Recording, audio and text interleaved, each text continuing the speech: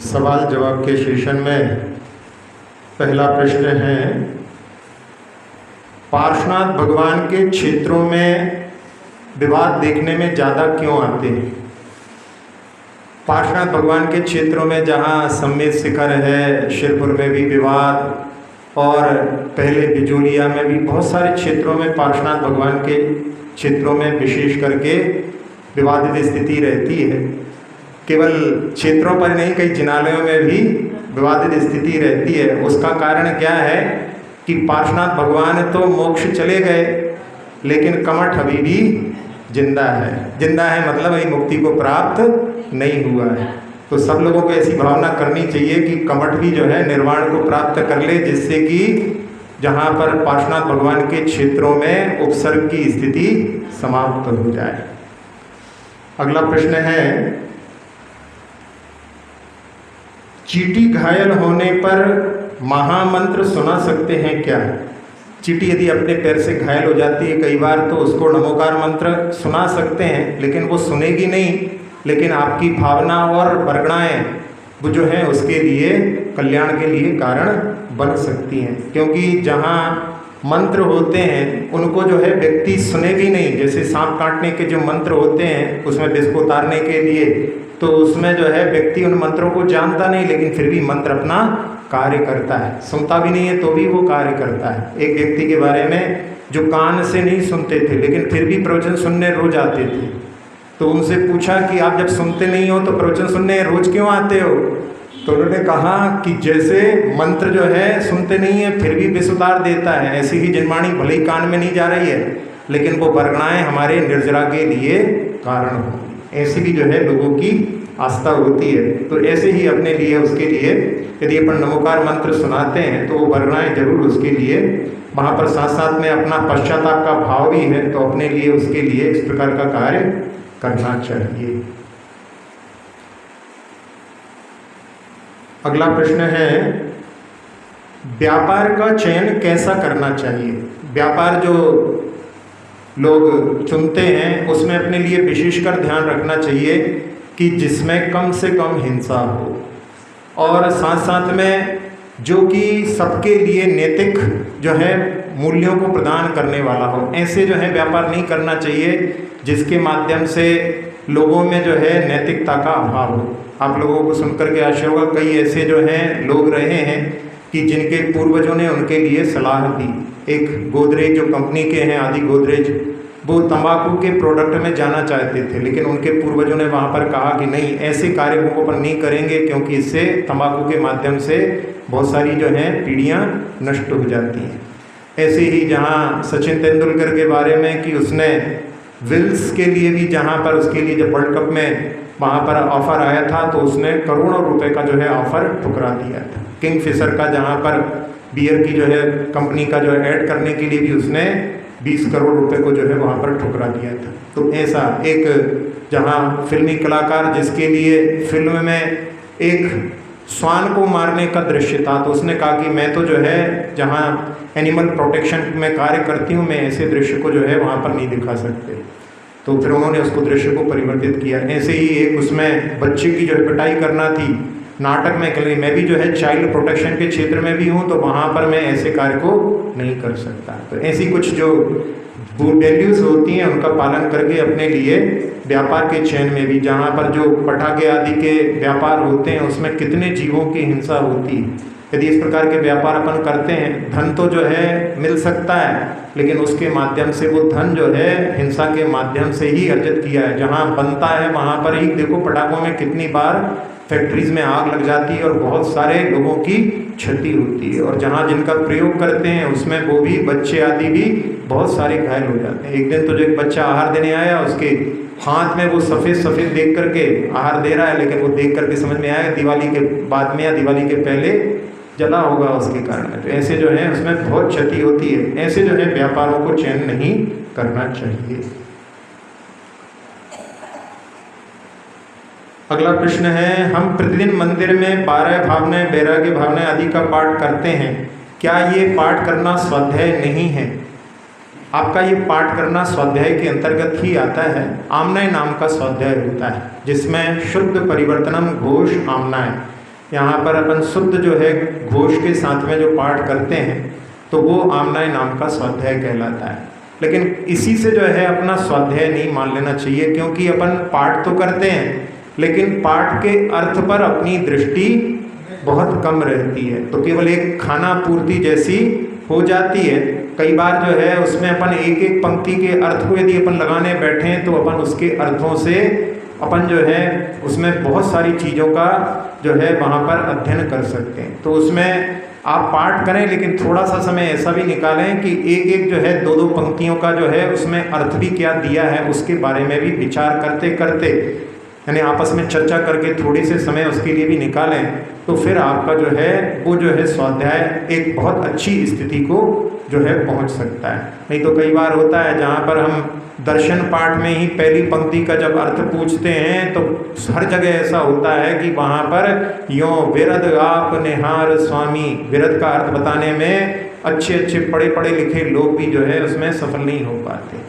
तो ऐसी यानी छोटी छोटी सी चीज़ें भी अपन जिनका कि जीवन भर से पाठ कर रहे हैं लेकिन अपने को उनका अर्थ मालूम नहीं, यदि अपन उनके अर्थ को समझ करके, बहुत सारी ऐसी जो है अपने देखेंगे जिनालय में ऐसी पुस्तकें मिल जाएंगी कि जहाँ पर उनके अर्थ भी दिए हुए हैं, तो उनके माध्यम से अपने लिए जो भी पाठ करते हैं उनके अपन अर्थ को भी देख लें और फिर पाठ करें, तो फिर वो जो है उसमें भाव भाषण होगा, वो एक अलग जो है आपके लिए उस समय में अनुभूति प्रदान करेगा, वो जो है वास्तविक स्वाध्याय। नहीं तो होता ऐसा है पाठ चालू हो जाता है और अपना मन जहाँ घूमता रहता है वहीं घूमता रहता है, यहाँ पाठ चलता रहता है। तो ऐसा जो है उसको और अच्छा बनाने का प्रयास करना चाहिए। अगला प्रश्न है, स्नान के भी भेद होते हैं क्या? हाँ, स्नान भी कई प्रकार का होता है।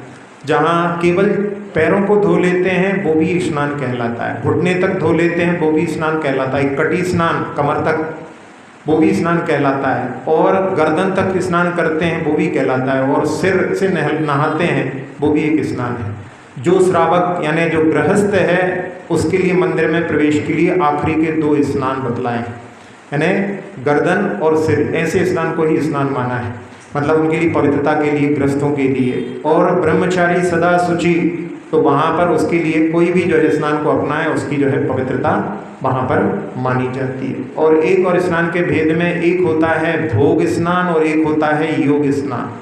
तो भोग स्नान जो शरीर की सुंदरता के लिए किया जाता है वो भोग स्नान कहलाता है, और एक जहाँ मंदिर में अपने लिए आराधना करना है, भगवान का प्रक्षाल करना है, उसके पहले अपने लिए स्नान करना जरूरी है, जहाँ आहार दान के लिए शुद्धि के लिए स्नान करना जरूरी है, तो वो स्नान जो है योग स्नान कहलाता है। तो इसमें भी जहाँ पर जिस लक्ष्य को लेकर के यदि अपन जो कार्य कर रहे हैं उसमें भी वहाँ पर यदि अपन मंदिर में आराधना के लिए, दान के लिए उस समय में स्नान कर रहे हैं तो उसमें भी जो वहाँ पर पाप जो बंद होगा वो कम होगा, और जहाँ अपने शरीर को सजाने के लिए यदि अपन स्नान कर रहे हैं तो वो जो है ज़्यादा जो है पाप का अर्जन कराने वाला होगा।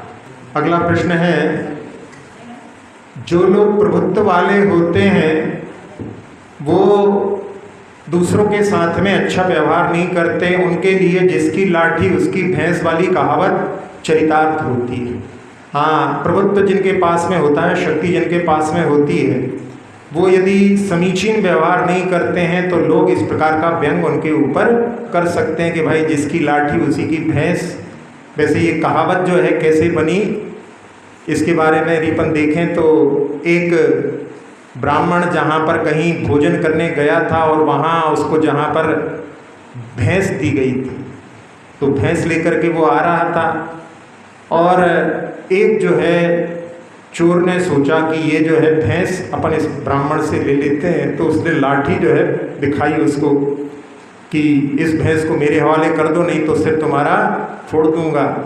तो उस समय में ब्राह्मण ने, उस विप्र महोदय ने उसको जो है भैंस दे दी।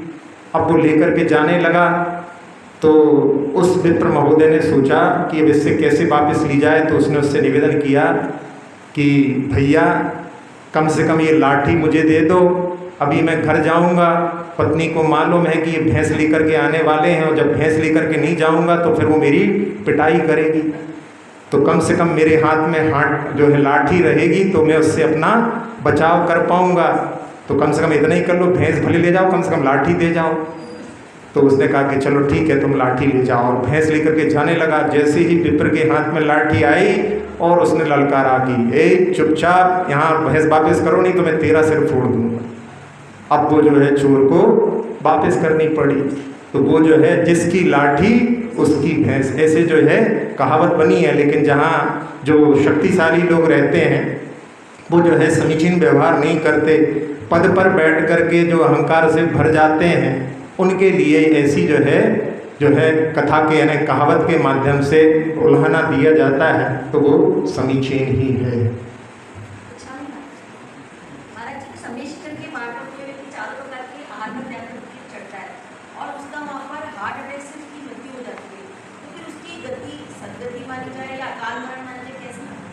हाँ, मतलब ये इसमें दो अलग अलग आप जो तुलनात्मक दृष्टि से देख रहे हैं कि जहाँ जो सम्य शिखर पर यदि उसका मरण हुआ है तो वो अकाल मरण, तो अकाल मरण हो सकता है, लेकिन उसको सद्गति और अकाल मरण में तुलना नहीं करके कि अकाल मरण भी हुआ है और वहाँ पर जो है पवित्र क्षेत्र पर उसके प्राण छूटे हैं तो वो सद्गति को ही प्राप्त होगा।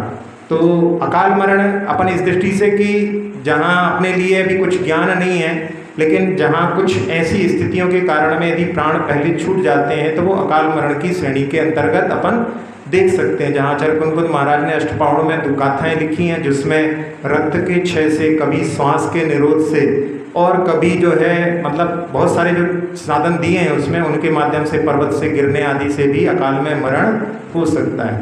तो वो जो है मतलब अकाल मरण उसको मान सकते हैं। और साथ साथ में ये भी है कि ऐसे क्षेत्र पर जहाँ पर प्राण निकले हैं तो वो जो है सद्गति में ही प्राप्त होगा। तो इसलिए अपने लिए उसमें मतलब तुलनात्मक दृष्टि से ना देख करके इसको अपने को जो है वहाँ पर जो कि प्राण निकलने जो चाहते हैं कि भाई ऐसे क्षेत्र पर हमारा मरण हो, ऐसी भावना जहाँ जो संलेखना के जो पाठ किए जाते हैं उसमें कि तीर्थों पर जो है मेरा प्राण निकले, भगवान का नाम स्मरण करते हुए, और वहाँ जहाँ पर जयकारा लग रहा हो, जहाँ पर शास्त्रों का पठन हो रहा हो, जहाँ पर साधुओं का प्रवास हो, तीर्थों पर साधुओं का प्रवास बना ही रहता है, तो ऐसे क्षेत्र पर हमारा अंतिम मरण हो, मरण समाधि हो, ऐसी भावना की जाती है। तो उस पर जो है वहाँ पर जो मरण है उसके माध्यम से सद्गति को ही वो प्राप्त होगा। अगला प्रश्न है, पति पत्नी के रिश्ते कैसे होने चाहिए? पति पत्नी के रिश्ते एक दूसरे के पूरक, जैसे रथ में 2 पहिए होते हैं ऐसे ही जो है गृहस्थी की जो गाड़ी है उसमें दोनों पहियों के समान, दोनों को समान रूप से एक दूसरे का जो है साथ देते हुए कार्य करना चाहिए। जहाँ उपमा में कई बार ऐसा समझाया जाता है कि जैसे वृक्ष के ऊपर बेल चढ़ती है, ऐसा जो है उन दोनों के संबंध होना चाहिए। जहाँ वृक्ष का आधार लेकर के बेल ऊपर जो है यानी ऊंचाई को प्राप्त होती है, और साथ ही साथ में बेल के माध्यम से वृक्ष की सुंदरता बढ़ती है। तो एक दूसरे के पूरक इस प्रकार के यदि वो रहते हैं तो उनकी गृहस्थी की जो है गाड़ी बहुत अच्छी तरह से चलती है। आज के इस परिवेश में आप देख रहे हैं कि हर परिवार में बच्चे और बच्चियाँ बाहर हायर एजुकेशन के लिए जा रही हैं, बच्चे भी जा रहे हैं, बच्चे भी जा रहे हैं। लेकिन हायर एजुकेशन में जाने के बाद में वहाँ की जो सराउंडिंग होती है उनका उन पर इतना ज़्यादा इफेक्ट पड़ता है कि उनका जितना भी थॉट्स है वो सारे थॉट्स बदल जाते हैं। तो लास्ट इतना एक्सट्रीम हो जाता है कि वो इंटरकास्ट मैरिज के लिए भी तैयार हो जाते हैं। तो इन सब चीज़ों को कैसे रोका जा सकता है? हाँ, ये बहुत आपने जो सामयिक प्रश्न किया है, पहले भी जो है इसके बारे में एक बार चर्चा आई थी। तो उसमें जहाँ बच्चों को अपन जब बाहर भेजते हैं तो उस समय में पहले जो है अपने को संकल्प जो है साधुओं के पास में ले जा करके कराना चाहिए कि अपन बाहर तो जा रहे हैं लेकिन विवाह संबंधी जो है अपना कि हम जैन के अलावा किसी से विवाह नहीं करेंगे। पहला संकल्प यदि उनका हो तो फिर उसके माध्यम से जहाँ वो आगे बढ़ते हैं तो फिर उसमें उनके लिए कि भाई अपने को इस रास्ते पर नहीं जाना है, ये उनकी जागृति बनी रहती है, तो फिर वो उस पर नहीं जाते। लेकिन यदि जिनको अपन ने कुछ बोला ही नहीं है, अब जिनके साथ में रहते हैं, जहाँ साथ में उठते बैठते हैं, तो फिर वहाँ पर जो है वहाँ उनके बीच में आपस में ऐसे जो है मैत्री का संबंधी धीरे धीरे आगे चल करके ऐसी स्थिति पर पहुँच जाता है कि फिर वो सोचते हैं कि यही ठीक है। तो पहले जो है संकल्प यदि उनको दिला दिया जाए तो उसके माध्यम से, इस दिन हमने कहा था कि बहुत खुले होकर के जो है माता पिता को बच्चों से चर्चा करनी चाहिए। अब वो समय नहीं रहा कि जहाँ पहले जैसे मैना सुंदरी से वहाँ पर उन्होंने कह दिया कि आप जिसका चयन करोगे मुझे वो स्वीकार है। और साथ साथ में ये भी कहा था हमने कि उस समय में सुर सुंदरी थी, उसने तो बता दिया था कि मुझे उस राजकुमार से विवाह करना है। तो 50% तो वहाँ पर शुरुआत पहले हो ही चुकी थी।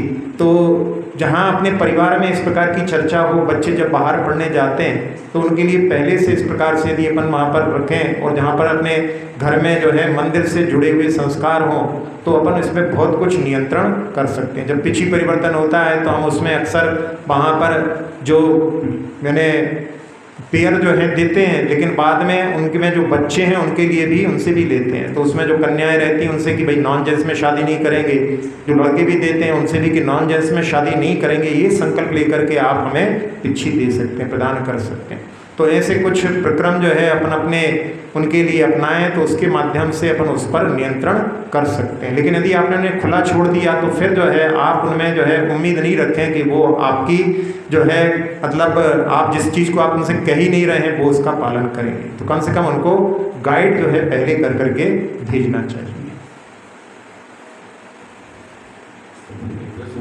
हाँ, अभी 10 सेक्शन पापों के अंदर कई महीनों पुरुषों ने 10 उपवास किए, बहुत अच्छी बात है, धर्म का एक पार्ट है।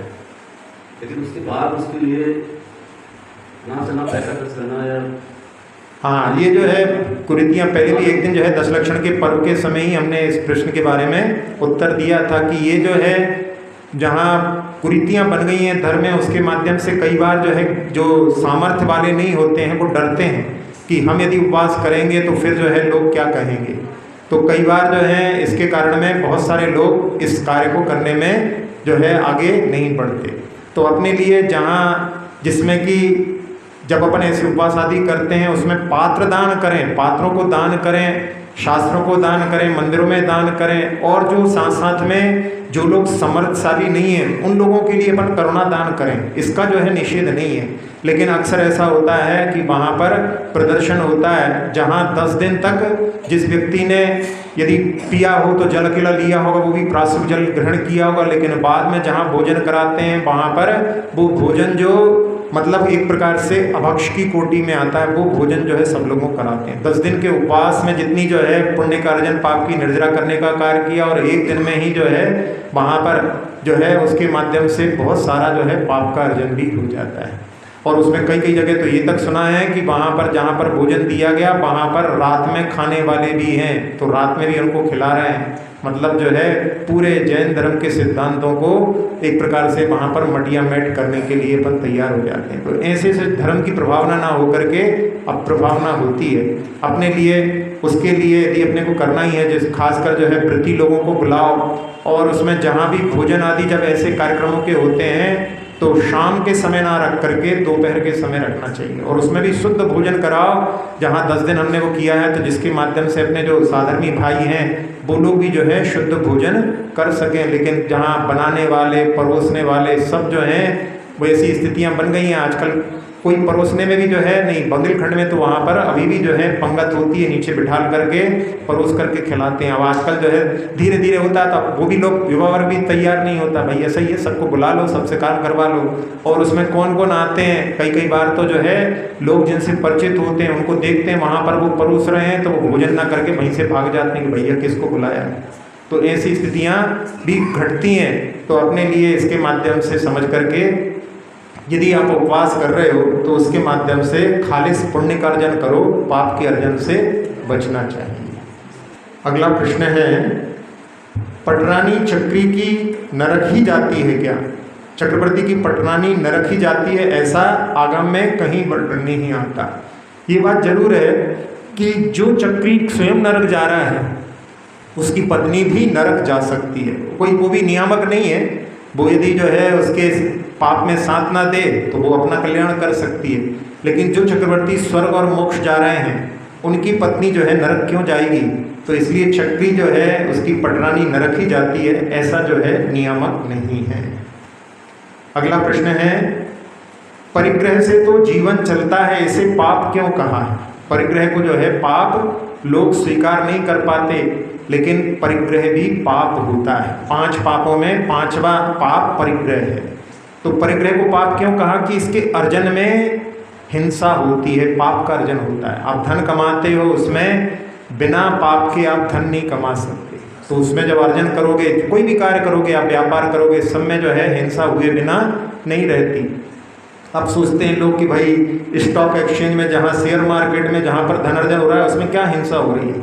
उसमें भी जहाँ जो शेयर्स रहते हैं उनमें भी वहाँ पर बहुत सारे लोगों का धन जो है किसी के लिए वितरित होता है, तो उसमें बहुत सारे लोग वहाँ पर ठगे जाते हैं, उनके लिए भी पीड़ा का वो कारण अवश्य बनता है।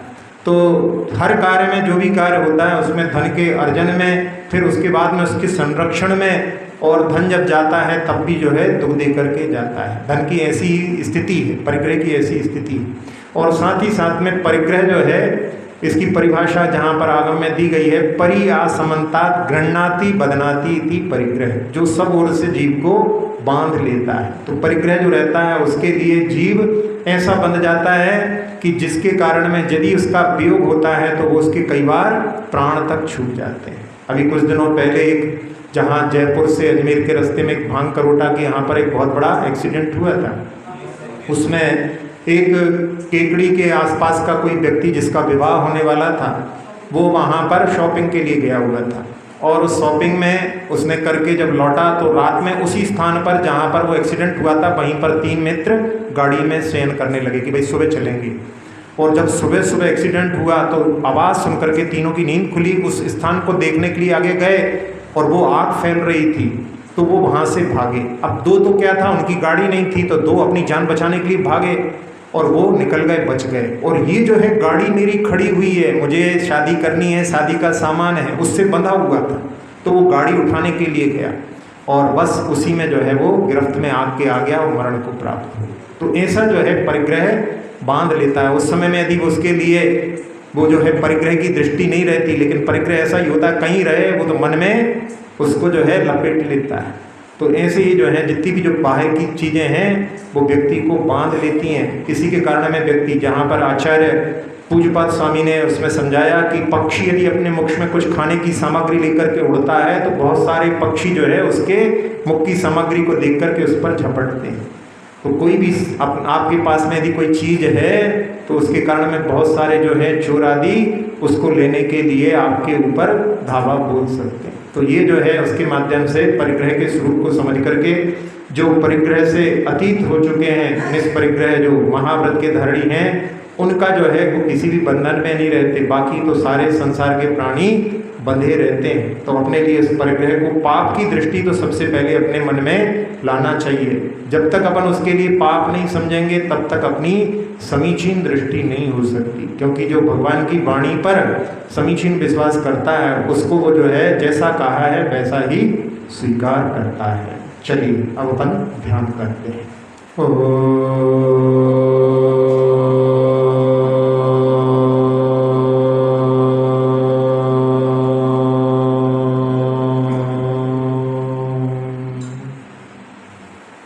प्रणव मंत्र के माध्यम से मन पूरी तरह से शांत हो चुका है। अपने मन रूपी पंछी को उड़ान देते हुए पहुंचते हैं अपन पार्श्वनाथ भगवान का एक क्षेत्र है बाबा नगर कर्नाटक में, जहां पार्श्वनाथ भगवान की 4 फीट की हरे रंग की, उनका जो रंग है उस रंग की बड़ी ही मनोहर प्रतिमा है। इतनी आकर्षक उनके उस संस्थान को देख करके ऐसा लगता है कि जैसे साक्षात पार्श्वनाथ भगवान खड़े हो। ऐसे पार्श्वनाथ भगवान जिनके दर्शन करने के लिए लोग वहाँ पर जब पहुँचते हैं तो इतना हृदय प्रफुल्लित हो जाता है। जहाँ दक्षिण की यात्रा पर जब लोग जाते हैं तो उसके दर्शन करते हैं। ऐसे बहुत सारे जिनबिंब जो जिनके दर्शन करते हुए लोगों के लिए साक्षात भगवान के दर्शन हो रहे हैं, और अपने नेत्र बंद करके उनके बिंब को जो है अपने अंदर भी जो है लोग उस समय में निहारते हैं। अपनी आत्मा भी उसी प्रकार के आकार में अपने को देख करके, और हमारी भी आत्मा में वो सामर्थ्य है कि एक दिन हम भी जो है भगवत्ता को प्राप्त कर सकते हैं। सभी जीव अपनी आत्मा को परमात्मा बना सके। इस भावना से जिन्होंने परमात्मा पद को प्राप्त किया है उनकी ऊर्जा का आह्वान करने के लिए पुनः एक बार ओंकारनाद करते हैं।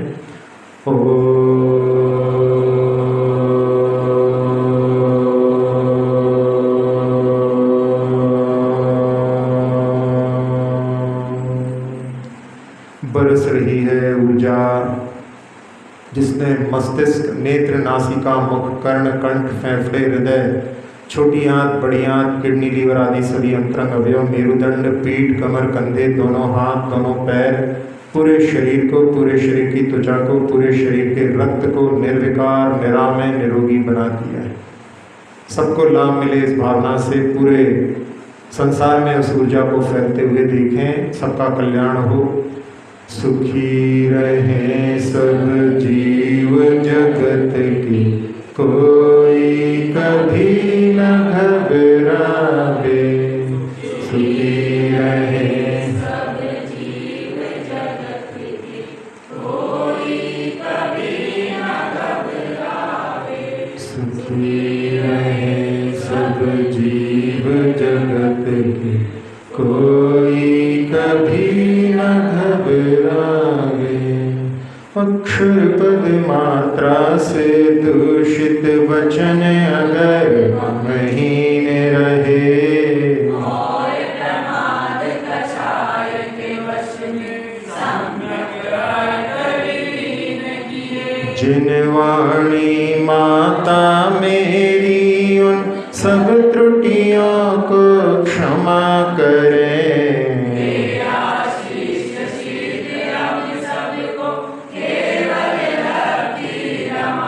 प्राप्त हमें हो बोधि समाधि, परिणामों की शुद्धि हो।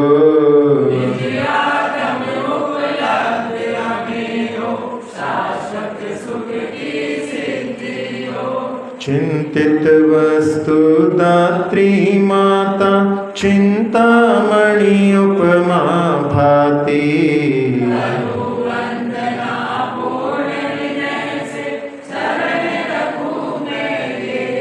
कर जिन वाणी स्तुति, तन की ममता टा